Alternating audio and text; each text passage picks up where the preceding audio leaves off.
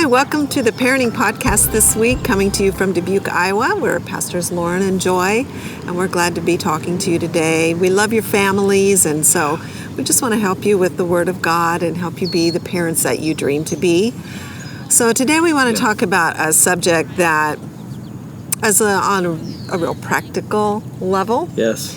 So I want to talk to you today about the opportunity you have as parents to train your children up in some of the practical matters of life, to train them to instill in them good manners and to be a blessing to those around them. And so I think you have some things that you want to talk about today in that regard.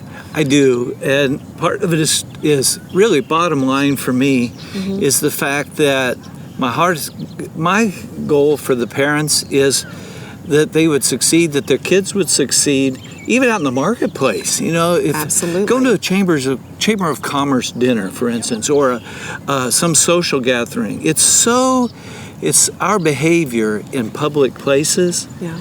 Is just so much determines how well we can, the opportunities that we have in life. Okay, so we're looking long term. Yes, long term for our families, like what we do with our kids today and how that's going to affect their success tomorrow. That's right. Meghan Markle just married Harry. Yes, she did. And I saw there's a kerfuffle, something raised up in the paper about the fact that she's having to go through so much pressure to learn how to be a royal. That would be a lot of pressure. It would be. And there's lines, I'm sure, of reasonableness and all that sort of thing. But God calls us royal. In 1 Peter 2:9, he says we're a royal generation. Yeah. Other places in the scriptures, he says, don't treat as common what I have set apart. Yeah. And the reality is, when we come to Christ, we become part of the family of God. We become kings and priests in this world. Wow. And so for us to be in public and to behave as uncouth or undignified is just contrary to who we really are. And on a practical standpoint, that kind of undignified behavior would just eliminate us from running in any opportunities that the Lord might bring to us. Wow. If you go to a public dinner, a job interview, or if your potential boss takes you out for dinner, and you don't know how to behave yourself, I mean, you can forget getting the job. Yeah. It's just that way. And the reality spiritually is that love never behaves unbecomingly. That if a person walks in love, and Henry Drummond wrote in his book, The Greatest Thing in the World, Walking in Love, that if a person walks in love, they cannot behave themselves in an unseemly way, because love will not allow them to.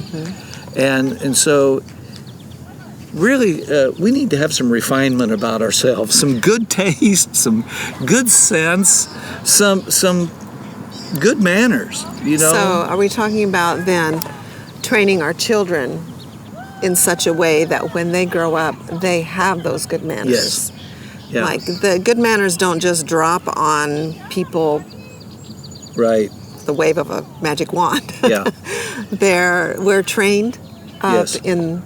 in social graces and Yes. in presenting ourselves as royalty, not snobby, but with good manners. Yeah, right? We're not common. So we're not oafs and brutes. Yeah, so as parents, it's our responsibility and our opportunity to begin when our children are little and to train them by our example. That's right. And by discipline, that big D word, discipline, to act in the appropriate ways. Yes. In love toward others. In love toward others.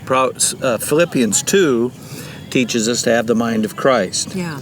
Which is to think of others as well as ourselves. Sure. Think of others' interests as well as our own. And really, one translation goes so far as to say, practice putting others ahead of yourselves.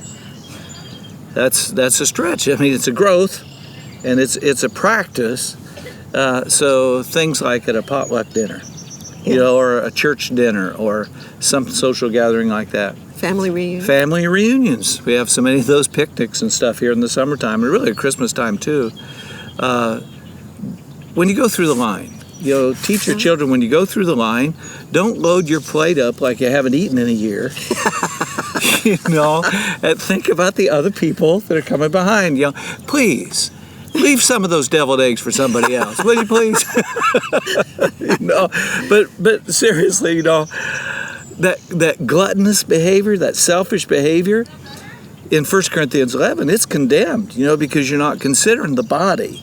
Yeah. You're only thinking of yourself. And adults, when you go to a dinner, feed your children. Don't just leave them for somebody else to take care of. Don't go through line first and then forget about your kids. No, feed your children and then take care of yourself. Make sure that they're taken care of. So, just kind of a beginning step here about the fact that, you guys are royalty. You guys are winners in life. Mm-hmm. And man, how you and your children handle yourself in public, man, it positions you to really take advantage of the opportunities that the Lord is bringing your way. Yeah. So just a starter today.